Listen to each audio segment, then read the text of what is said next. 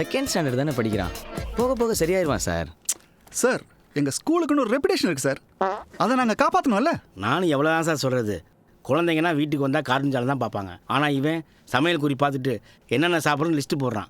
எல்லாம் அவங்க அம்மா கொடுக்குற செல்லம் சார். பாருங்கள் உங்கள் முன்னாடி வந்து இப்படி நின்றுட்டு எனக்கு தான் ரொம்ப கஷ்டமாக இருக்குது சார். நீங்கள் நல்ல ஸ்கூலில் சேர்க்கணும்னு மட்டும் ஆசைப்படுறீங்க, அதுக்கான லெவல்ஸை மெயின்டைன் பண்ணுறது இல்லை. நல்லா அவங்க பேரண்ட் டீச்சர் மீட்டிங். வாங்க உங்கள் கிளாஸ் டீச்சரே வந்துட்டாங்க பாருங்கள்.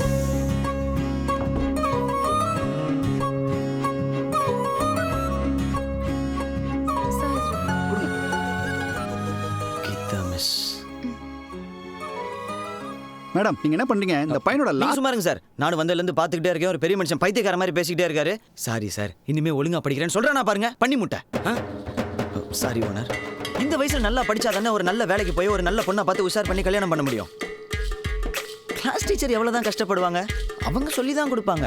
நாம தான் திருக்குறள்ல சொல்லியிருக்க மாதிரி கற்க கசடற கற்பவை கட்டுறதும் பெற்றதும்னு வாழ்ந்து காட்டணும். It's our duty.